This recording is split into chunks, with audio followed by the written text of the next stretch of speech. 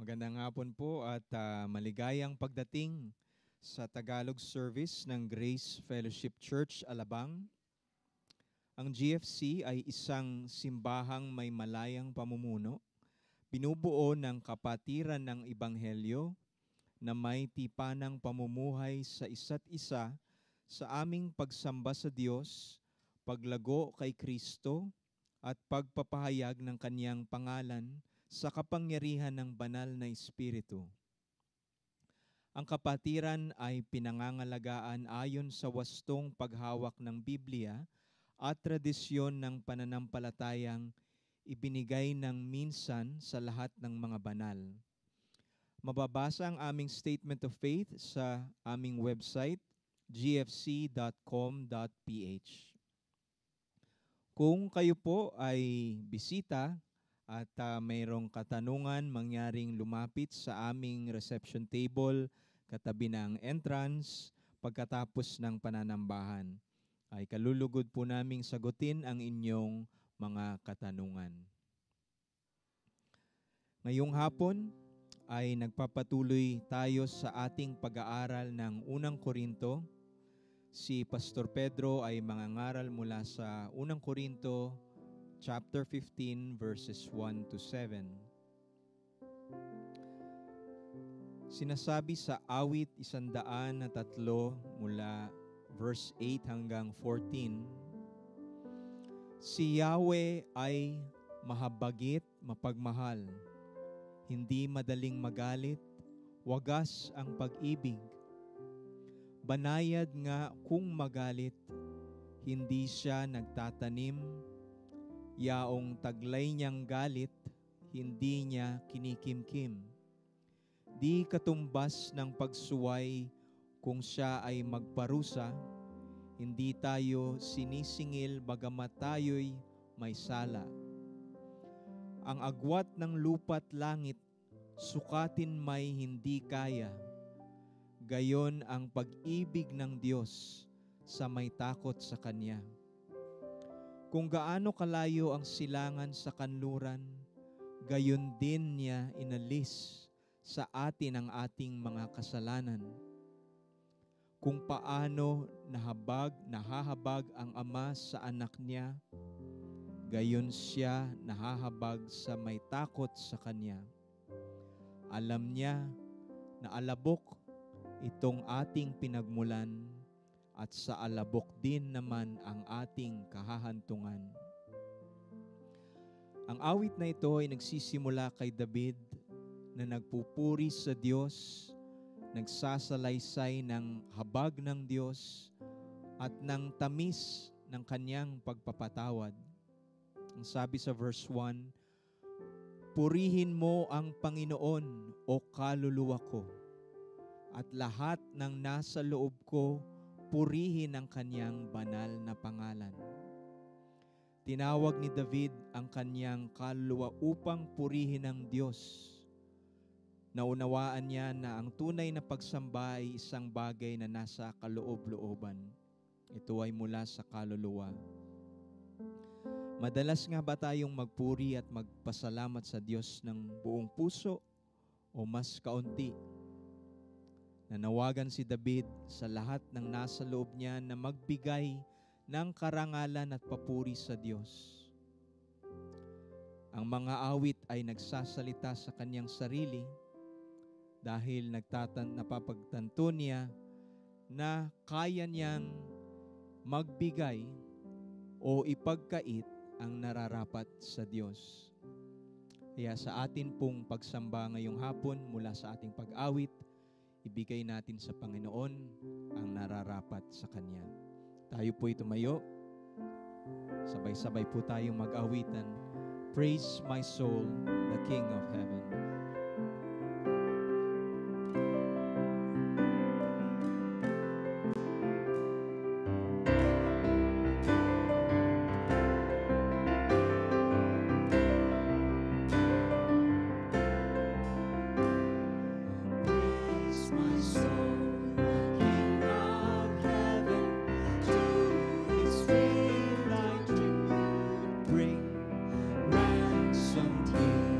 Restored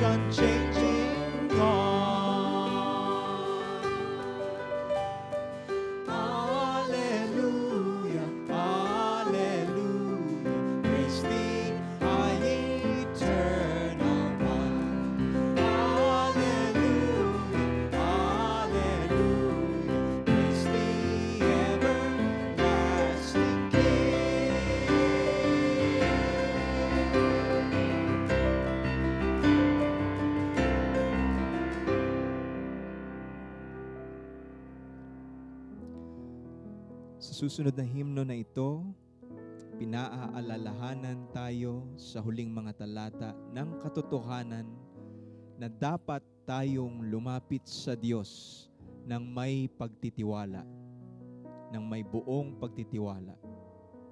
Sapagkat wala nang paghatol sa mga na kay Kristo Jesus. Nakatayo tayo sa harap ng walang hanggang trono na nakadamit ng katuwirang hindi sa atin, kundi kay Kristo na ating tagapagligtas.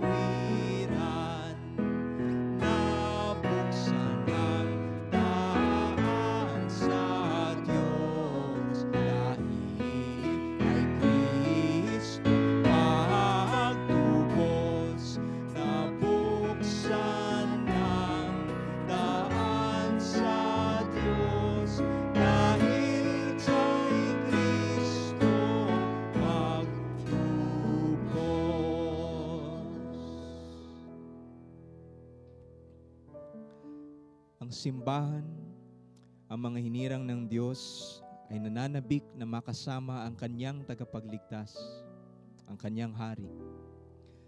Napakalaking kaaliwan para sa atin na malaman na naghihintay tayo sa kanyang pagbabalik. Taglay ang katiyakang bigay ng banal na Espiritu, ang Espiritu ng ating Panginoon, na lumalakad na kasama natin sa lahat ng pagsubok at paghihirap dahil siya ay kasama natin hanggang sa wakas.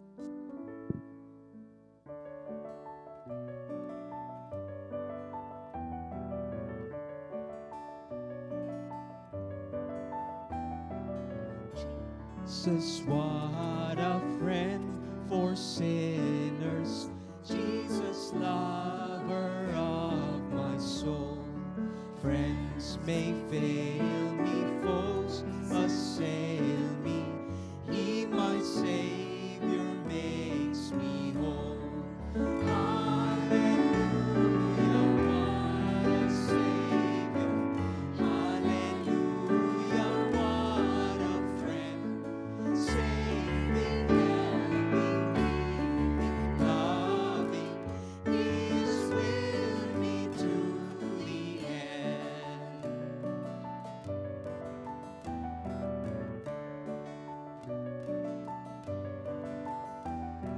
Jesus, what a strength in weakness. Let me hide myself in Him. Tempted, tried, and sometimes failing, He, my strength, my victory wins. Hallelujah, what a Savior. Hallelujah, what a friend. Saving, helping, keeping, loving, He is with me to the end.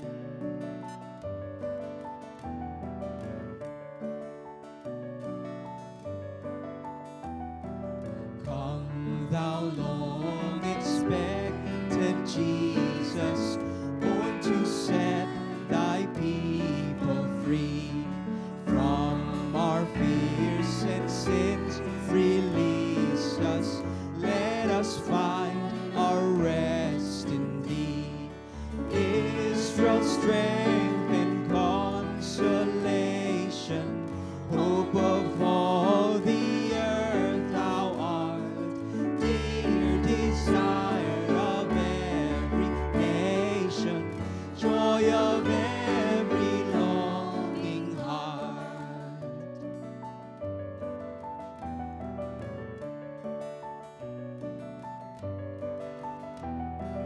Born thy people to deliver, born a child and yet a king, born to reign in us forever.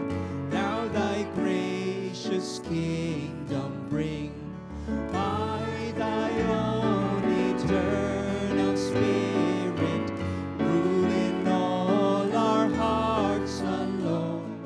By thine own sufficient merit, raise us to thy glorious throne. By thine own eternal Spirit, rule in all our hearts alone.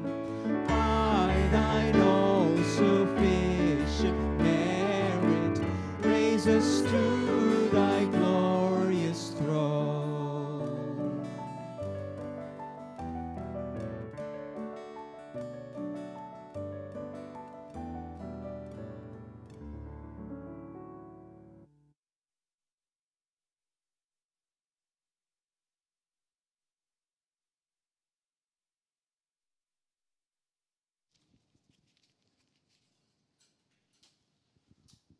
Roma, Kabanata 6, talata 1 hanggang 11. Ano nga ang ating sasabihin? Magpapatuloy ba tayo sa pagkakasala upang ang biyaya ay sumagana? Huwag nawang mangyari. Tayong mga namatay na sa pagkakasala, paano nga tayong mabubuhay pa roon? O hindi ba ninyo nalalaman na tayong lahat na mga nabautismohan kay Kristo Jesus ay mga nabautismohan tungo sa kanyang kamatayan? Kaya tayo ay inilibing na kasama niya sa pamamagitan ng bautismo tungo sa kamatayan, na kung paano si Kristo ay muling nabuhay mula sa mga patay sa pamamagitan ng kaluwalhatian ng Ama, gayon din naman tayo'y makakalakad sa panibagong buhay. Sapagkat kung tayo'y naging kasama niya na katulad ng kanyang kamatayan, ay magkakagayon din naman tayo sa kanyang muling pagkabuhay. Nalalaman natin na ang ating dating pagkatao ay kasama niyang ipinako sa krus upang ang katawang makasalanan ay mawalan ng bisa at upang tayo'y hindi na magpaalipin pa sa kasalanan sapagkat ang namatay ay pinalaya na mula sa kasalanan. Subalit kung tayo'y namatay na kasama ni Kristo, sumasampalataya tayo na mabubuhay din kasama niya. Nalalaman nating si Kristo na nabuhay mula sa mga patay ay hindi na mamamatay. Ang kamatayan ay wala ng paghahari sa kanya, sapagkat ang kamatayan na ikinamatay niya ay kanyang ikinamatay sa kasalanan ng minsanan. Ngunit ang buhay na kanyang ikinabubuhay ay kanyang ikinabubuhay sa Diyos. Gayon din naman kayo, itinuring ninyong kayo'y tunay na mga patay na sa kasalanan, ngunit mga nabubuhay sa Diyos kay Kristo Jesus. Roma, Kabanata 6, talata 1 hanggang 11. Maaari na po tayo maupo para sa panalangin.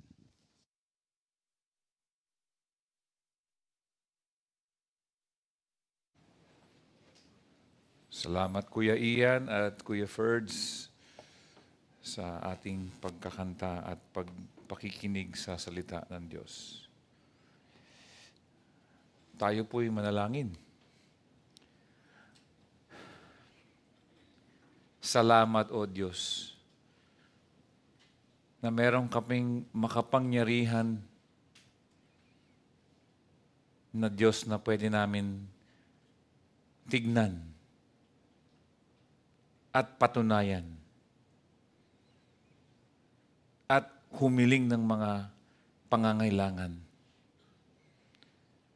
Na ang aming Diyos ay hindi gawa-gawa sa bato o sa kahoy lamang, ngunit ang aming Diyos ay siya ang naglikha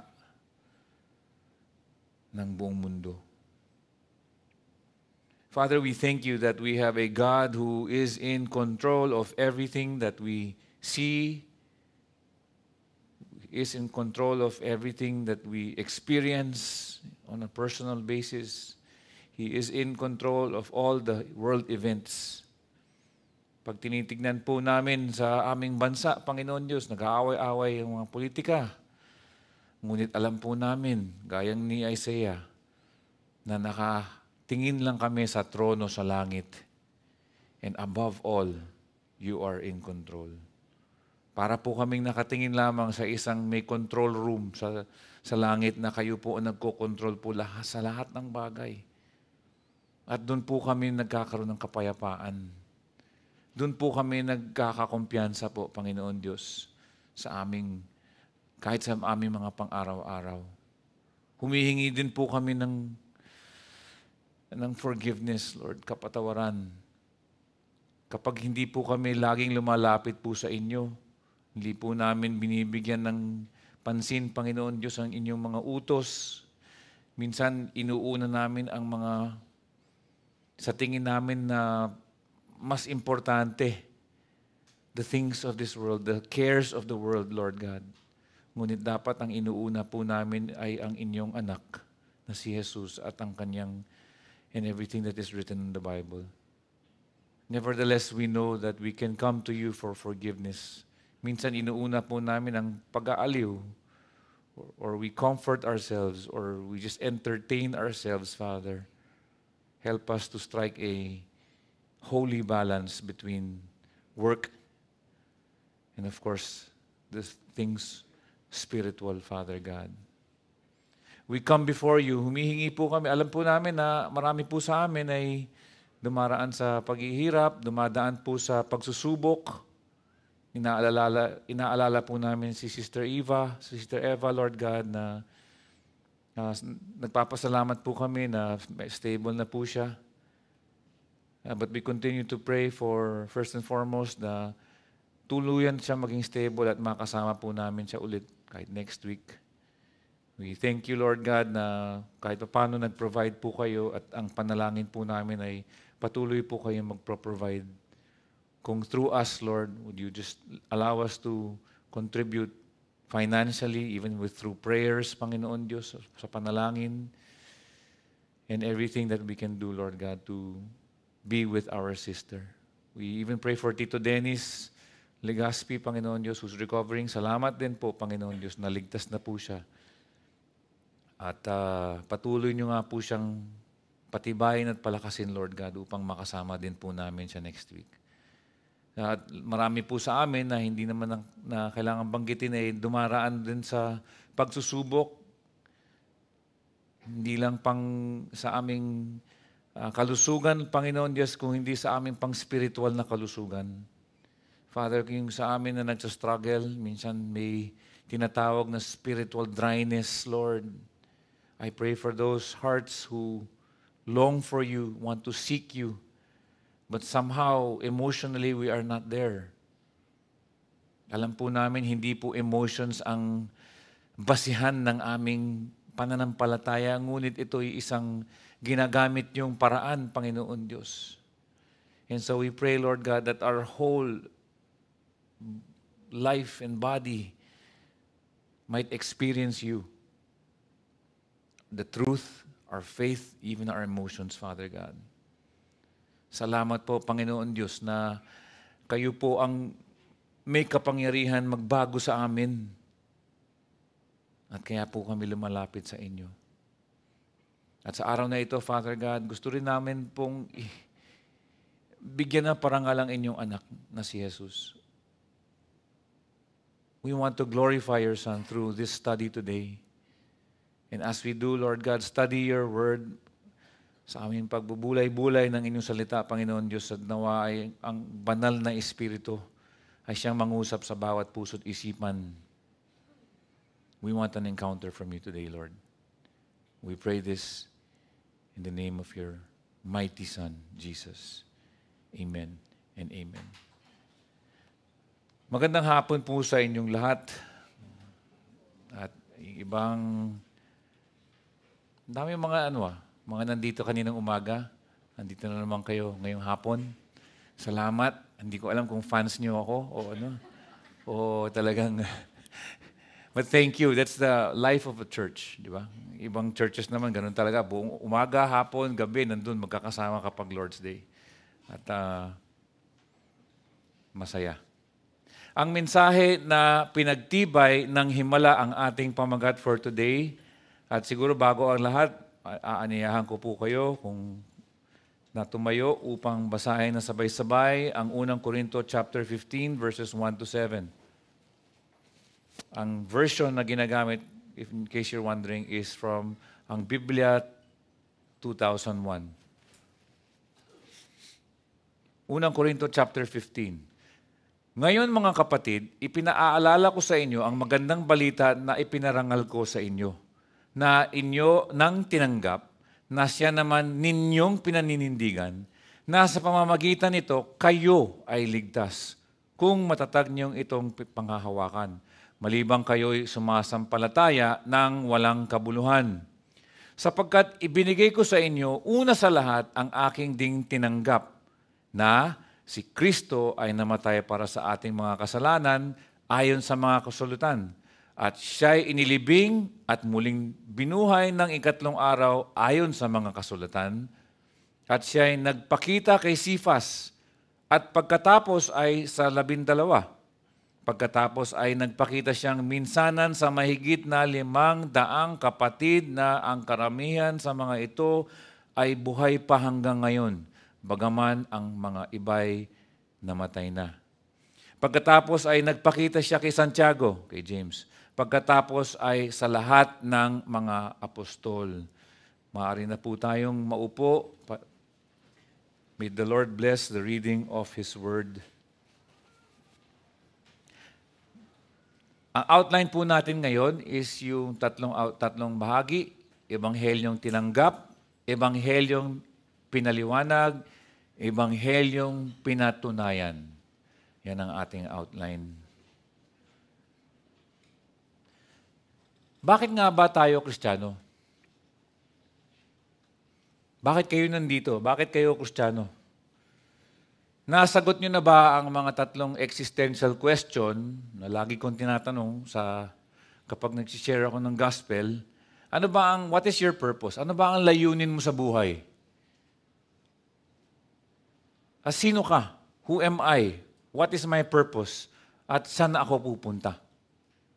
Itong mga tanong ay maaaring masusuriin natin ang ating sarili tungkol sa ating paniniwala sa Panginoon Jesus. Ngayon, sasabihin ko na sa inyo ang sagot.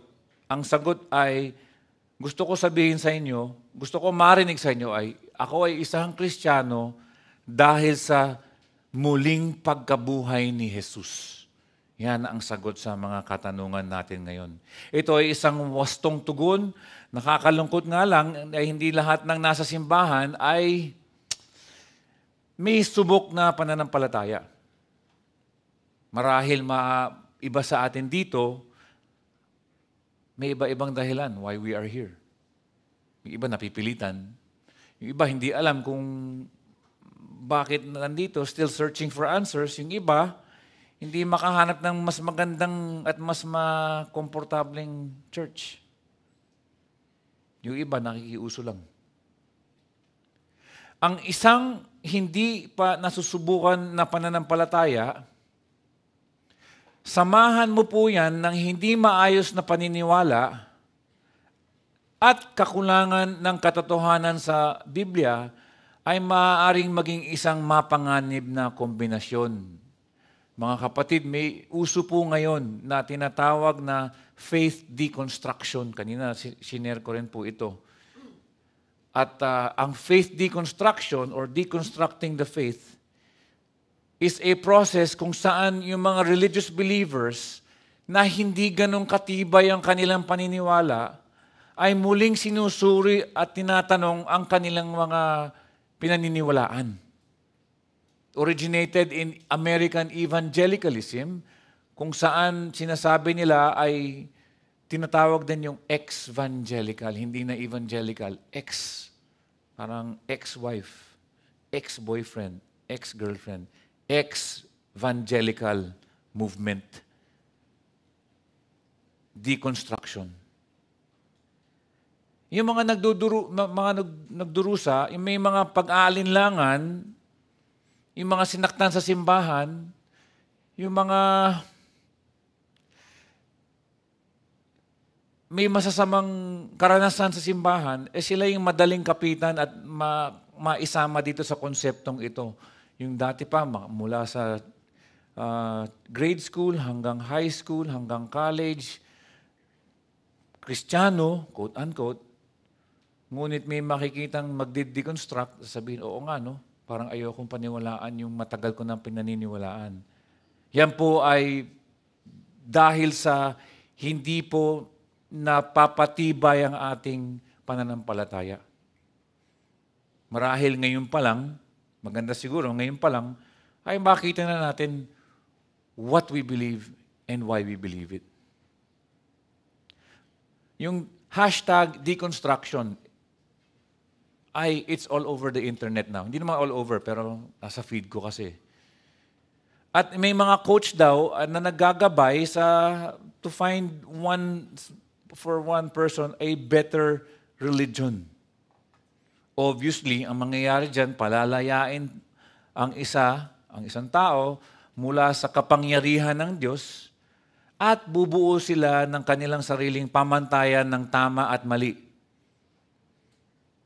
Tandaan, ang pagpapabaya sa katotohanan at may higit na kakilakilabot na kahihinatnan.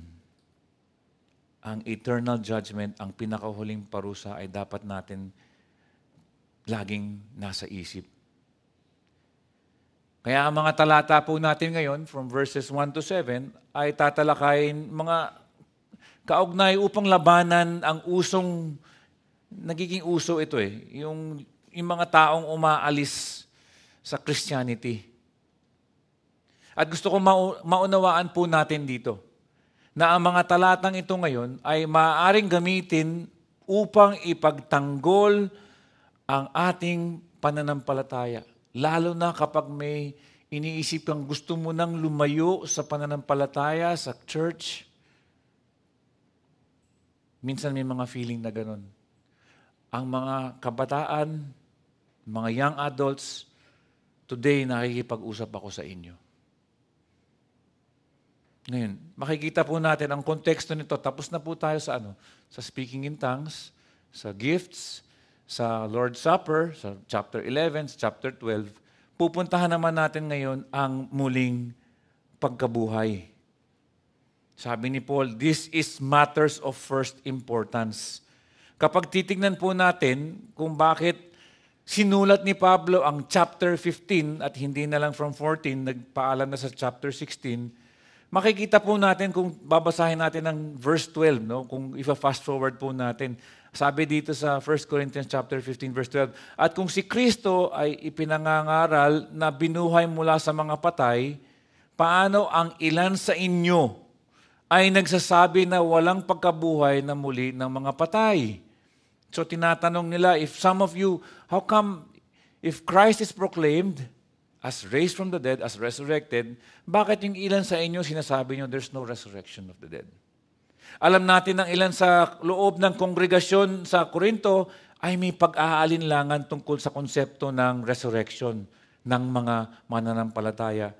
Kung ifa-fast forward na naman natin sa verse 35, sabi dito, ngunit may magtatanong sa inyo, paano binubuhay ang mga patay? Anong uri ng katawan sila nang galing? May mga nagtatanong do amongst these people. Many questions regarding the resurrection, but siyempre, magpapasalamat tayo, buti na lang sinulat ito. Bagamat hindi ito kompleto tungkol sa muling pagkabuhay ni Jesus, maganda ang ibinibigay sa atin at napakaraming pananaw, and our security is okay. And we know where we're going because of chapter 15. Ngunit ang ipinapaliwanag dito ni Pablo, ang sinasabi niya po dito ay wala tayong ebanghelyo kung wala tayong account ng muling pagkabuhay ni Jesus. Ang ebanghelyo ay hindi po kompleto. Nawala ako. Kapag walang resurrection, hindi kumpleto ang gospel without the resurrection. Kaya nga sinulat, tignan niyo lang, mamaya makikita po natin. Para kay Pablo, sa pag-iisip ni Pablo, ang doktrina ng muling pagkabuhay ng mga patay ay nasa puso ng mensahe ng Ebanghelyo. Gaya ng makikita natin dito sa mga talata. Ang sabi nga sa verse 1 and 2, ito yung first part natin, ang Ebanghelyong tinanggap. Ngayon mga kapatid, ipinaalala ko sa inyo ang magandang balita or ang gospel na ipinangaral ko sa inyo, na inyo nang tinanggap, na siya naman ninyong pinaninindigan, na sa pamamagitan nito kayo ay ligtas kung matatag ninyo itong panghahawakan malibang kayo ay sumampalataya ng walang kabuluhan. The gospel is preached from the Apostle Paul. Si Paul ay hindi sumulat upang patunayan ang muling pagkabuhay. Ang sabi niya, pinapaalala ko lang po sa inyo meron na tayo na pag-usapan nung araw, nung nagpunta ako dyan. Pero parang nakalimutan niyo na. Tinanggap niyo na ito Bakit may magtatanong na naman tungkol dito? At tandaan natin, ang mensahe ng kaligtasan ay ipinangaral sa simbahang ito, sa Korinto, galing kay Paul. Mababasa natin sa mga gawa, sa Act chapter 18, verses 8, at marami sa mga taga-Korinto dahil sa pakikinig kay Pablo ay nanampalataya at nabautismuhan. So, they had faith and they were baptized. Isang gabi, sinabi ng Panginoon kay Pablo, sino nagsabi? Panginoon, kay Pablo sa isang pangitain, huwag kang matakot kung di magsalita ka. At huwag kang tumahimik, sapagkat ako'y kasama mo at walang taong gagalaw sa iyo upang saktan ka, sapagkat marami akong tao sa lungsod na ito, sa Korinto ito. At sila'y nanatili roon ng 1 taon at 6 na buwan na itinuturo sa kanila ang salita ng Diyos. So ito yung nakikita natin, si Pablo pala nagdala sa kanila. Tinanggap na nila. We see in this verse that the Lord Jesus Christ Himself spoke to Paul sa isang pangitain. So makikita natin ang ebanghelyo ay ipinangaral sa kanila ni Pablo. Natanggap nila ito. At alam natin para sa talata na nagsasabing sila'y nabautismuhan, nanindigan dito ang mga taga-Korinto, di ba? Sabi din sa verse 1 and 2 ng 1 Corinthians chapter 15. Sila ay niligtas sa pamamagitan nito. Parang pinapakita ni Pablo yung progression ng ebanghelyo, di ba? Chronological order from their first experience from the gospel, moving to the process of salvation, tapos there's experiencing it. At sabi nga, sa dulo, God would bring it to completion. Sa logic ni Apostle Paul, pag tinitingnan po natin, sabi ni pa si Pablo mismo ay tumanggap, siya muna tumanggap. Tapos ipinangaral niya ito sa mga taga-Korinto. Tapos ito rin na isang, it breaks into a hearer's heart. Ngunit ito rin ay isang nagliligtas po sa kanila. So, they hear it, they accepted it, at kasalukuyan may gawain na nagliligtas sa Korinto. Maniwala ka man o hindi, kapag tinitingnan natin yung taga-Corinth talaga, ang daming problema. Yes. Ito ay isang supernatural na kapangyarihan na patuloy na may kahalagahan sa buhay ng isang Kristiyano. Kahit sa Korinto. Kahit nakikita natin ang daming problema ng Korinto, the gospel was at work in their lives.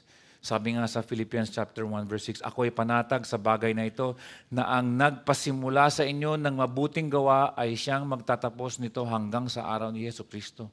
Kaya minsan tinitingnan po natin ng mga kasama natin, grabe naman, napaka-immature naman sa faith. Relax lang.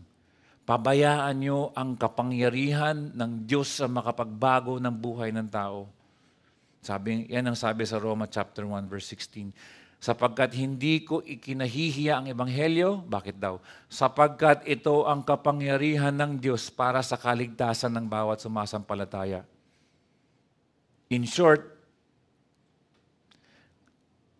kasama ng ebanghelyo ang kapangyarihang baguhin tayo. Kasama ng ebanghelyo ay ang Holy Spirit na magbabago po sa atin. Hindi lang pagbabago sa pag-uugali, kundi from the inside out. Ang ebanghelyo ay may kakahiyan na tunay na magbago sa ating isipan at baguhin yung pamumuhay natin. It's not only behavior modification. The gospel, what I'm saying is, the gospel has the power. Ito yung may kapangyarihan. Hindi rin po ito parang positive thinking po lamang. Ang ating pagbinigyan tayo ng ebanghelyo at naniwala tayo, ang ating pagtitiwala ay hindi nagmumula sa ating kakayahan, kundi sa Espiritu ng Diyos na nagbibigay sa atin ng kapangyarihan maniwala upang tayo'y baguhin. Sabi nga ni Paul, ipinangaral ko sa inyo, tinanggap nyo, siya naman pinaninindigan, at sa pamamagitan nito, kayo ay ligtas. Nakaraan, tinanggap nyo na, kasalukuyan, pinaninindigan ninyo, at hinaharap na katotohanan na karanasan ng isang Kristiyano. The past is finished. The present and the future. Ang ebanghelyo. The past is settled. It is finished, sabi ni Jesus. Si Kristo ay naging tao sa kasaysayan, in history, upang mamatay para sa ating mga kasalanan at buhayin tayo sa kabilang buhay.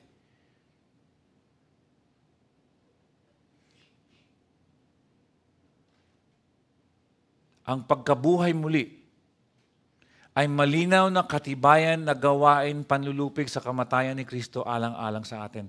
This is the gospel. Kung pag tinignan po natin si Kristo, makikita po natin sariling kaligtasan. Makikita natin kung anong kinabukasan. Nangyari sa Kanya, pinangako Niya, yun ang mangyayari sa atin. Ngunit dito sa verses 1 and 2, may sinasabi siyang kung. Pag binabalikan natin yung verse 1 and 2, malibang kayo'y sumampalataya ng walang kabuluhan. Kung matatag ninyo ang inyong pinanghahawakan, malibang kayo'y sumampalataya ng walang kabuluhan. Ngunit kasabay ng pagbibigay diin ay ang paalala ng ang kanilang pag-iral bilang mga mananampalataya ay nakataya sa bagay na ito. Ibig sabihin, anumang paglihis sa ebanghelyong ito na nagliligtas sa kanila ay naglalagay sa kanila ng panganib. In other words, kapag ang paniniwala natin sa ebanghelyo ay nalihis, the gospel nalihis, o nagkakaiba sa ating paniniwala, especially sa muling pagkabuhay, ay ito ay naglalagay isang tao ng panganib na maniwalang walang kabuluhan.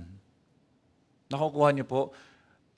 Sa mata na sa isipan ni Apostol Pablo, ang ebanghelyo is Christ lived, Christ died, Christ rose again. Karamihan po sa atin, ang nasa-celebrate po natin, ang Christmas. Okay, the best yan. Pati naman tayo, talagang nabibless kapag Pasko. Yung kanyang namatay para sa ating kasalanan, okay, the best yan. Huwag natin malilimutan ang muling pagkabuhay dahil sa sinasabi ni Apostol Pablo. Ang sinasabi ni Apostol Pablo, nanganganib po tayo kapag ang ebanghelyo, minsan nalilimutan po natin ang muling pagkabuhay. Hindi po ako nagsasabi niyan. Siya po ang nagsasabi niyan. Di ba? Pag tinignan mo nga yung first two verses nasa pamamagitan, verse 2, kayo'y ligtas kung matatag ninyong itong panghahawakan. Malibang kayo'y sumampalataya ng walang kabuluhan. In English, if you hold fast to the word which I preach to you unless you believe in vain. Kasama doon po ang muling pagkabuhay. Kaya nga, uulitin nga niya dito sa second part natin sa ebanghelyong pinaliwanag sa verses 3 and 4. Ito, ipapaliwanag niya ulit. Sapagkat ibinigay ko sa inyo, una sa lahat, ang akin ding tinanggap. Ano daw yun? Ito yung ebanghelyo na ipinapaliwanag. Si Kristo ay namatay para sa ating mga kasalanan, ayon sa mga kasulatan. At siya'y inilibing. At muling binuhay ng ikatlong araw ayon sa mga kasulatan. Minsan mga kapatid, yun ang nalilimutan natin. Tama po ba? Kasi ako minsan hindi ko nasasabi yun . Kailangan natin bigyan diin ang muling pagkabuhay ng Diyos anak. Kasi kapag hindi natin binigyan ng diin yun, hindi rin natin binibigyan diin yung sarili natin na yan din ang mangyayari sa atin in the future. We live for the future. We don't live for today only.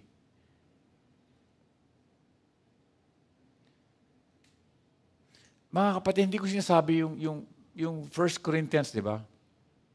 Hindi natin sinasabi ang mga unang bahagi ng taga-Korinto sa mga kaloob at pagsasalita ng mga wika ay hindi mahalaga.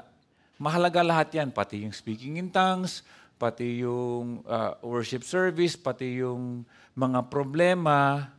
Ngunit binabanggit sa bahaging ito ni Pablo ang kahalagahan ng mismong mensahe ng Ebanghelyo. Sabi niya dito, it is of first importance. It is not just a story from Paul, but it is of Jesus' action. Hindi nga inimbento ni Paul to eh. Di ba? Ito'y ebanghelyo. Hindi naman inimbento ni Paul to. Sabi niya, I delivered to you as of first importance what I also received. Basahin ko nga yung Galatia chapter 1 verses 11 to 12. Sapagkat nais kong malaman ninyo, mga kapatid, ano daw? Patungkol sa ebanghelyo. Na ang ebanghelyo ng aking ipinangaral sa inyo ay hindi ayon sa tao. Sapagkat hindi ko ito tinanggap mula sa tao o itinuro man sa akin, kundi sa pamamagitan ng pahayag ni Jesucristo. Of course, di ba alam natin, so ang sinasabi ni Pablo, meron siyang vision, kaya siya naging apostle kay Jesus Christ mismo. Nakuha niya yung pahayag ng ebanghelyo sa ating Panginoon Jesus. Siyempre, di ba, may mga magtuturo kay Pablo, para rin tayo, di ba? Yung first tinanggap natin ng ebanghelyo, hindi naman tayo natatapos doon. May magko-correct sa atin, may magdadagdag sa atin, lalawak ang ating pananaw patungkol sa ebanghelyo, lalalim ang ating pananaw. Gayon din ang nangyari kay Pablo. Ngunit ang unang nakuha niya, according to verses 11 and 12 of Galatians chapter 1, ay sa pamamagitan ng pahayag ni Jesucristo mismo. Ito din po ay dapat nagpapaalala po sa atin na ang ebanghelyo ay hindi rin tungkol kay Pablo. Nakuha lang po ni Pablo ito. At kung ito'y hindi tungkol kay Pablo, hindi rin po ito tungkol sa atin. Ang kasaysayan ni Kristo ang nagbibigay kahulugan sa ating buhay. Hindi ang kwento natin ang nagbibigay kahulugan sa buhay ni Kristo. Pag tinitignan po natin, di ba? He, tignan mo yung mga panghalip, the adverb or the pronouns here. He or Christ is predominant. Namatay siya para sa ating mga kasalanan. Siya ay inilibing. Nakikita natin ito sa lahat ng mga ulat ng ebanghelyo na nilibing nga siya.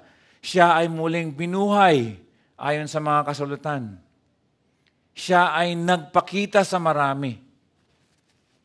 Yung mga verbs na ginamit ni Pablo, puro siya, di ba? Namatay siya, inilibing siya, binuhay siya, nagpakita siya. Hindi yung tinanggap ko, ako'y naniwala, ako'y maganda ang loob. Hindi po eh. The gospel is something that is outside of our hearts. It is not only something na sa tingin natin, nasa puso natin. Hindi eh. May nangyari sa kasaysayan ng mundo. May nabuhay ang Diyos, pinadala ang kanyang anak na Diyos din, na naging tao,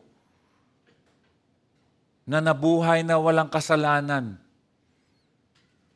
na namatay upang para sa ating kasalanan, na inilibing, na binuhay muli ng Espiritu Santo, na nagpakita sa higit sa 500. Yun ang ebanghelyo.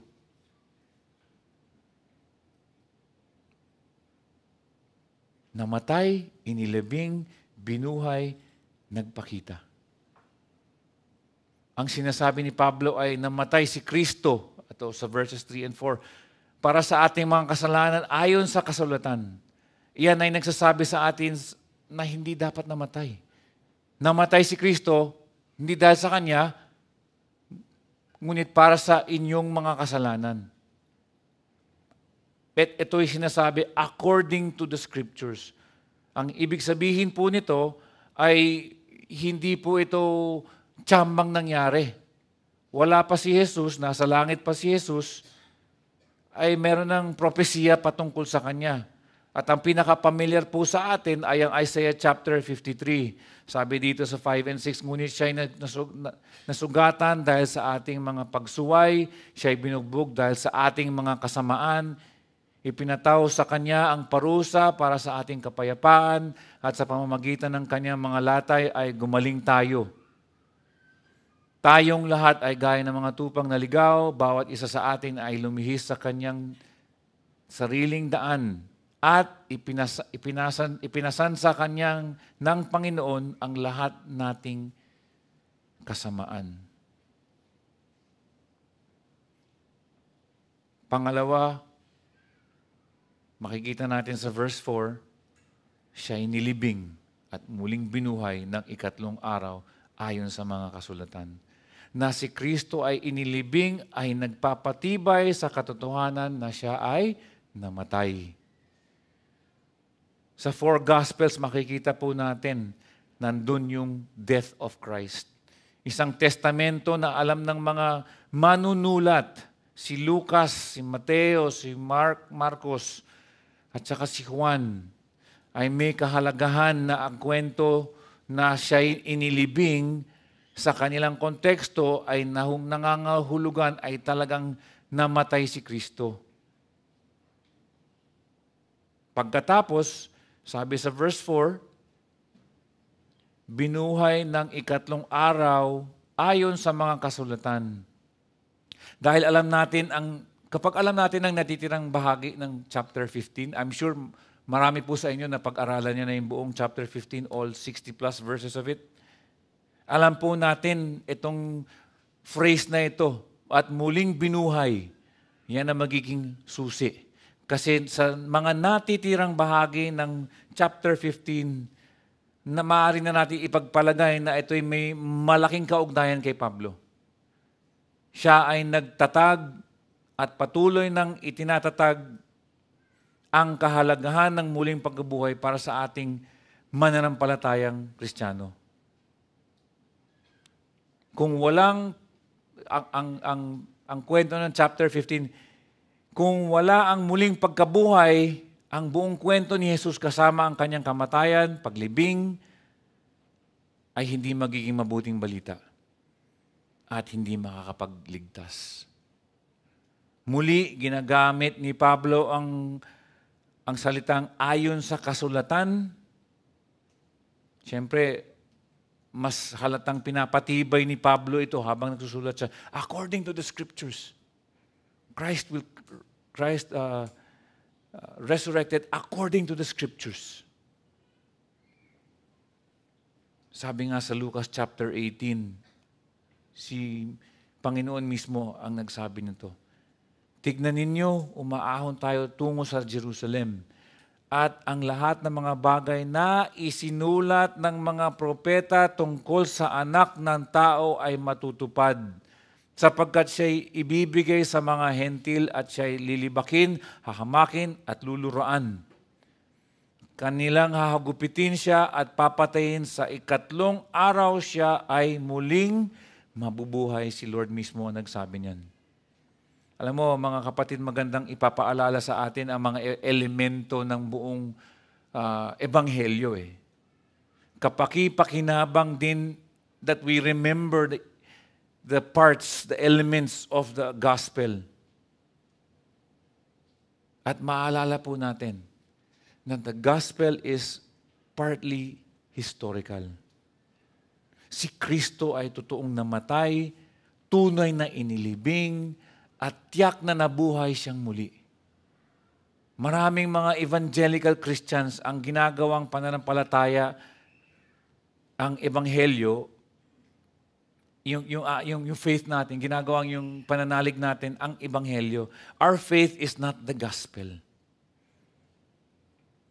Our faith ay hindi hina-highlight. Our faith, ang ating pananampalataya ay ang paraan. Ngunit ang ating pananampalataya ay hindi nagliligtas kasi baka ang pananampalataya po natin ay nasa maling tao. Hindi natin dapat sinasabing faith frees us or faith saves. Ang pananampalataya ay nagliligtas. Faith in Jesus saves, pwede. Ngunit dapat ang sinasabi natin, Jesus saves. The object of our faith, the object, ang object ng ating pananampalataya ay ang nagliligtas. At sino yung object? Si Lord Jesus Christ. Huwag po tayo magkaroon ng pananampalataya sa ating pananampalataya. Don't have faith on your own faith. Have faith in Jesus Christ. At ang muling pagkabuhay ni Kristo ang dapat natin maaalala dito. Not only the life, death, but also the resurrection. Bakit? Kasi sabi din sa Roma chapter 10 verse 9, sapagkat kung ipinahahayag mo sa pamagitan ng inyong bibig na si Jesus na Panginoon at sasampalataya ka sa iyong puso na, ano daw? Binuhay siyang muli ng Diyos mula sa mga patay, ano daw? Ay maliligtas ka. Sa mata ng Apostol Pablo, ang muling pagkabuhay ni Jesus ay siyang madiin niya laging sinasabi sa kanyang mga tinuturuan. Mga kapatid, ang ebanghelyo ay true, totoo o peke. Ang bisa nito ay hindi batay sa kung ano ang iniisip natin o kung paano tayo ginagawang significant o makabuluhan. Ang ebanghelyo ay isang napakadetalyadong kaganapan sa kasaysayan ng mundo. Ang damdamin natin, ang karanasan natin ay hindi kung ano ang pananampalataya. The gospel is something that happened. It is a story of Jesus who came and saved us for all of those who believed. At wag po natin, paulit-ulit ako, wag natin kalimutan yung ika-4 na sinasabi dito na pandiwa na nakita. At na mababasa po natin yun sa last point po natin, ang ebanghelyong pinatunayan sa verses 5, 6, and 7. At siya ay nagpakita kay Cephas. Sino si Cephas? Sino si Cephas? Si Pedro. Hindi ako At pagkatapos ay sa 12. Pagkatapos ay nagpakita siyang minsanan sa mahigit na 500 kapatid na ang karamihan sa mga ito ay buhay pa hanggang ngayon. Patay na sila ngayon, baka sinasabi ng buhay pa. Bagaman ang mga iba'y namatay na, pagkatapos ay nagpakita siya kay Santiago or kay James, ang half-brother ni Lord, pagkatapos ay sa lahat ng mga apostol. Mga kapatid, ang ating pag-aaral sa muling pagkabuhay, how have people treated this? Di ba? Yung iba, ang gospel in-overemphasize yung incarnation. Ang iba, which is okay lang naman, pero dapat hindi lang incarnation, dapat yung death, dapat yung resurrection as well. Ang mga Christian legalists, di ba, ang tinutukoy nila lagi yung Sermon on the Mount, the life and teaching. Yung iba, fundamentalists overemphasize the death. Mga agnostiko or those who do not believe in Christ treat the resurrection as the belief of konting tao lamang. Mga atheists, they keep Christ and His claims far away. They don't want to look for a real encounter. Kanina na-share ko rin kaninang umaga yung statistics ng Ligonier Ministries. Alam ko, iba sa inyo nakikinig at nagbabasa ng mga article doon. Sabi ng Ligonier Ministries, wala po tayong survey dito sa Pilipinas, pero sa Amerika meron silang survey. Sabi dito, 43% of evangelicals believe that Jesus was a great teacher, but He was not God. Aray. Parang iglesia ni Cristo pala. 53% believe that God accepts the worship of all religions. Okay daw kay God yun. Na mag-Islam, Muslim, Judaism, okay daw. Tinatanggap daw ni Lord. Ito yung worrying statistic kung bakit ganito patungo ang aking sermon. Sabi sa Lifeway Research, One group that is more likely to deny ang muling pagkabuhay ni Jesus is the next generation daw. A majority of 18 to 34-year-olds,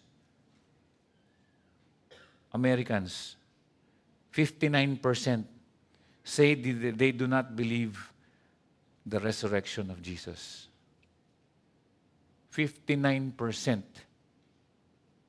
Yung iba dyan, evangelical. Iba dyan, talaga walang religion. Mga nun.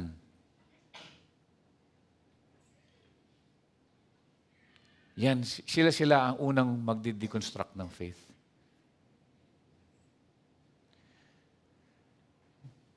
Mga kapatid, maraming sa atin ay darating ang panahon ng pagdududa. Some of us, magkakaroon ng pagdududa sa ating pinaniniwalaan. John the Baptist, nangyari po yan. Kung nangyari kay John the Baptist, baka mangyari din po sa atin. Etong first 7 verses, ang ihaharap ko sa inyo, patungkol sa pagkabuhay muli ni Jesus, ay isang paraan upang ilipat ka mula sa pagdududa hanggang sa pananampalataya at kabanalan. Mahirap po i-dispute to, itong resurrection, nakasulat. At sa akin palagay, ito yung pinakamalaking himala sa lahat. Na si Kristo ay nabuhay muli, mula sa mga patay. Isang tunay na makasaysayang historical event na dapat magbago sa ating lahat. Pareha tayong may pag-asa at binabago nito ang paraan natin sa pagtingin sa ibang tao, sa pagtingin sa ating sarili, sa pagtingin sa mundo, kahit sa history or kasaysayan. This changes everything. Ngunit kung si Jesucristo ay hindi binuhay mula sa libingan, walang masasabi ang Kristyanismo. Wala tayong pag-asa, wala tayong saya, walang inspirasyon. Ang pagiging Kristiyano is it's not just a group of people who have feel-good stories to tell one another. Kung tunay ngang nabuhay muli si Jesus, may tunay po tayong pag-asa. Kung hindi nga tunay ito, ay kawawa naman tayo. Pero ito po ay isang historical event, makasaysayang nangyari. Ito dapat ay kinakailangan sentral sa ating buhay. Problema nga kung tayo ay naniniwala sa resurrection at wala pong epekto sa ating buhay, may problema po tayo. It means hindi pa po natin napapag-isipan ng mabuti yung ating conversion and probably the gospel isn't so true in our lives. Sa mga talatang ito, makikita natin ang pagbabago ng lahat ng taong nakakita kay Jesus, na nabuhay muli si Jesus. Sabi sa verse 5, at siya'y nagpakita kay Cephas. Grabe yung turnaround ni Cephas, di ba? Sa 12, sa mahigit na 500 kapatid, dami nun, na ang karamihan sa mga ito ay buhay pa hanggang ngayon, bagaman ang mga iba'y namatay niya. Kay Santiago at sa lahat ng mga apostol. Parang sinulat dito ni Pablo, tila interesado si Pablo, na iulat ang mga pagpapakita ni Jesus sa mga apostol. Marahil upang higit pang patunayan ang apostolic message or yung tinatawag natin the gospel or the kerygma. Sabi niya dito, 3 individual lang sinabi niya. Si Peter, siyempre, si Pedro or si Cephas, yung first apostle, si James, yung kapatid ng ating Panginoon, half-brother, at si Pablo himself. Sa verse 8 natin makikita yon. First to Cephas, then to the 12, sa pagkataas na 12, nagpakita siya sa mga 500 katao. And the fact na Yung sabi nga ni Pablo dito, hindi na niya sinama yung nagpakita siya sa mga kababaihan. Di ba? Yun yung unang nakakita kay the resurrected Jesus is what? The women. Paul is interested not just in listing apostles and groups, but in a list of people kung saan pwede pa niyang sabihin na buhay pa itong mga ito. Tanungin niyo sila. Tanungin niyo sila.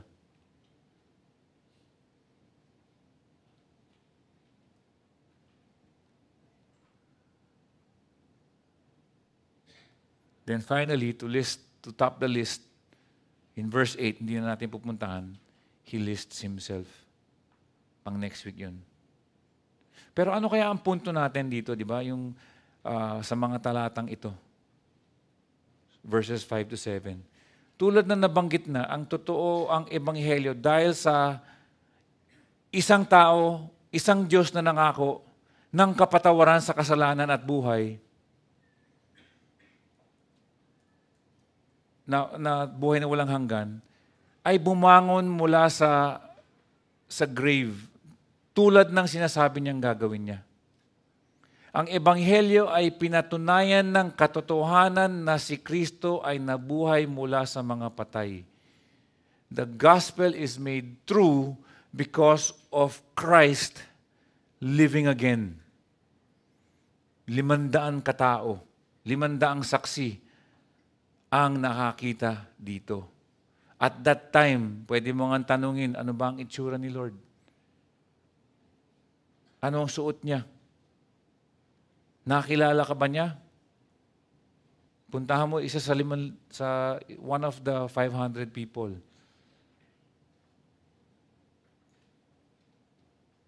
Ano amoy niya? Amoy langit ba siya?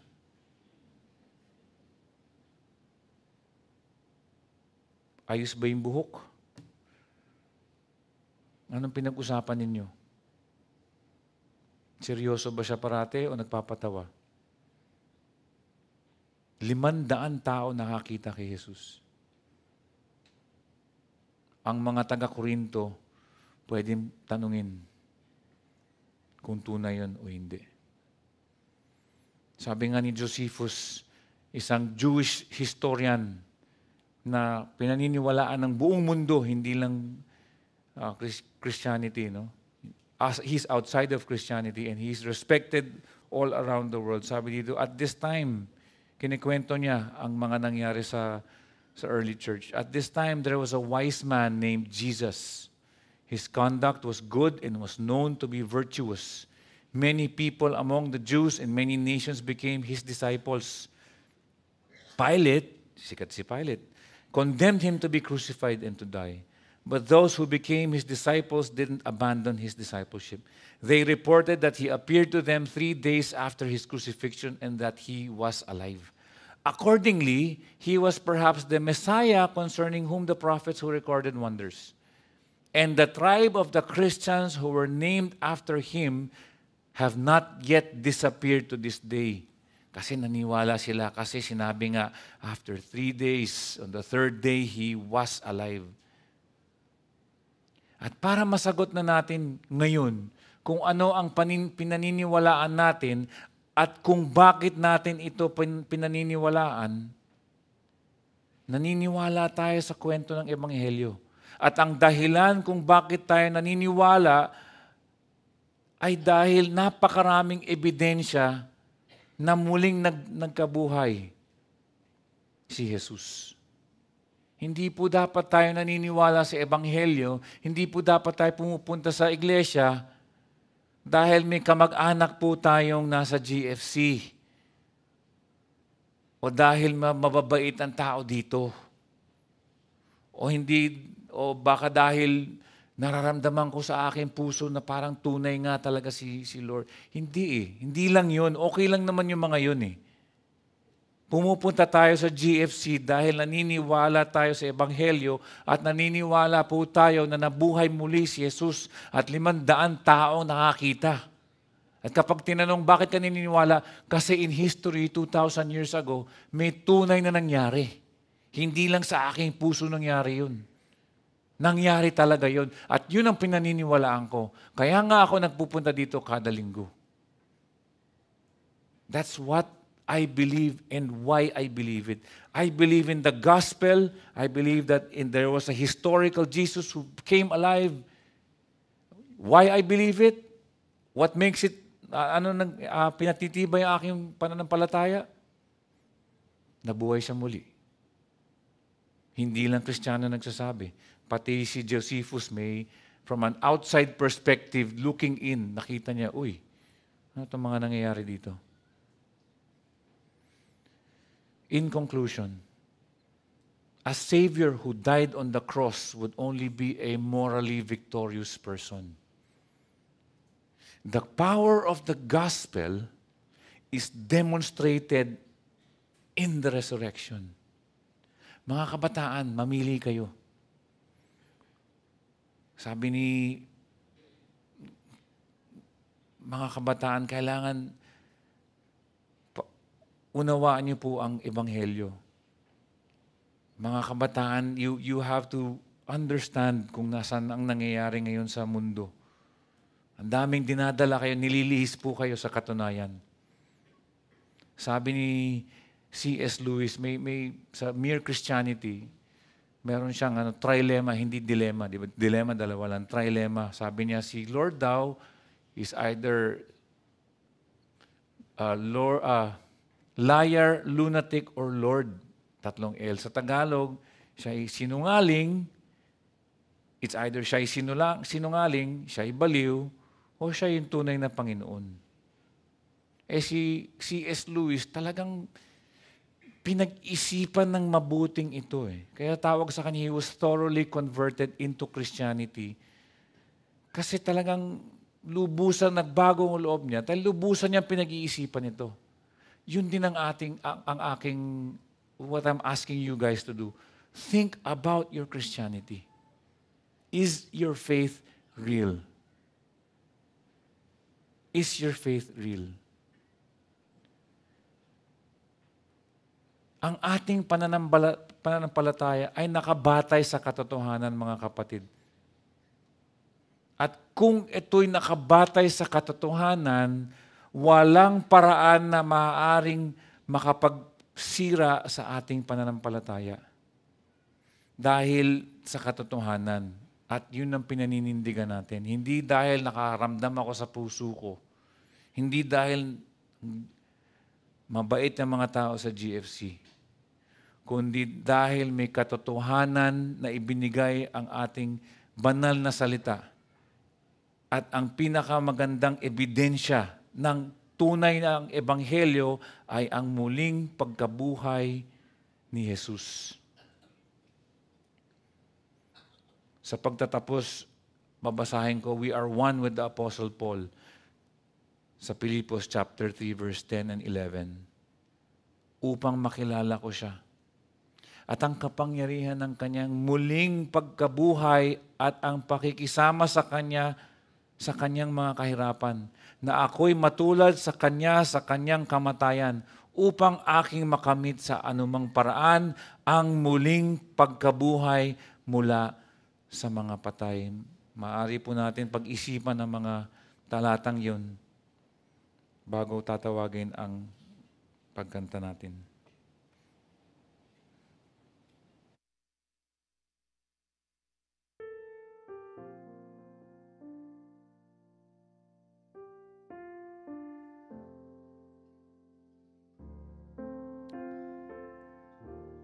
Mga kapatid, dahil si Kristo ay nabubuhay,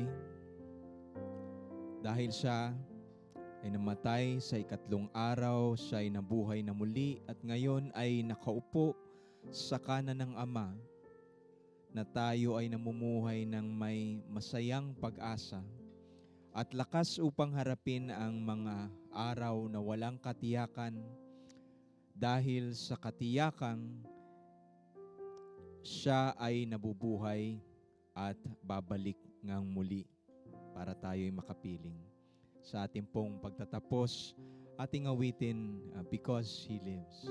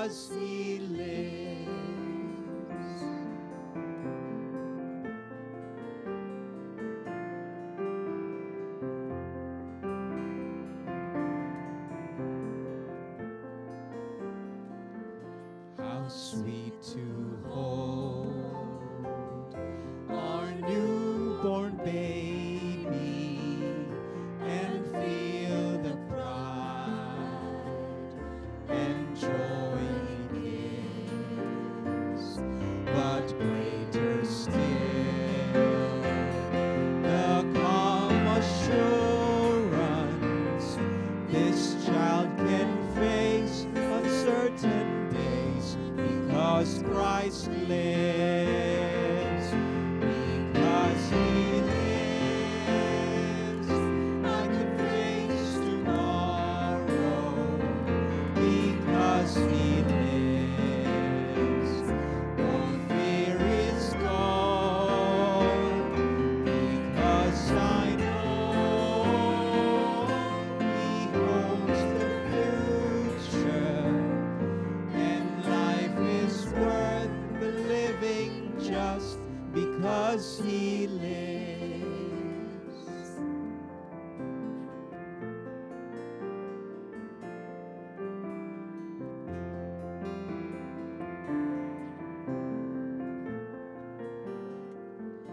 And then one day I'll cross that river, I'll fight life's fight, no more with pain. And then a step gives way to victory, I'll see the lights of glory, and I'll know he reigns. Because he lives, I can face tomorrow. Because he lives, all fear is gone. Because I know he holds the future, and life is worth the living just because he lives.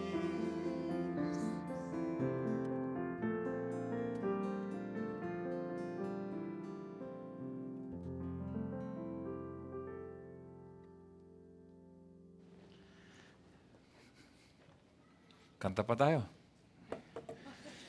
Salamat kapatid. May mga announcements po bago po tayo matapos. May prayer meeting po tayo on Wednesday, 7:30 p.m. via Zoom. This is open to all GFC members. Naku, hindi ko dala. At yung isang paalala po, meron po tayong lessons and carols on the 24th.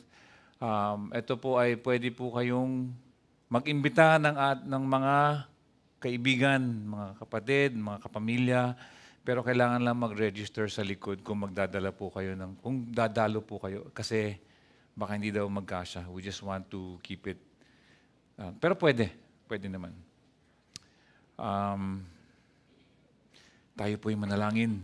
Salamat Panginoon Diyos sa inyong banal na salita na nagpapatibay sa aming pananampalataya, na pwede po namin tingnan ang inyong muling pagkabuhay bilang isang ehemplo, Lord, kung ano po ang mangyayari po sa amin in our future.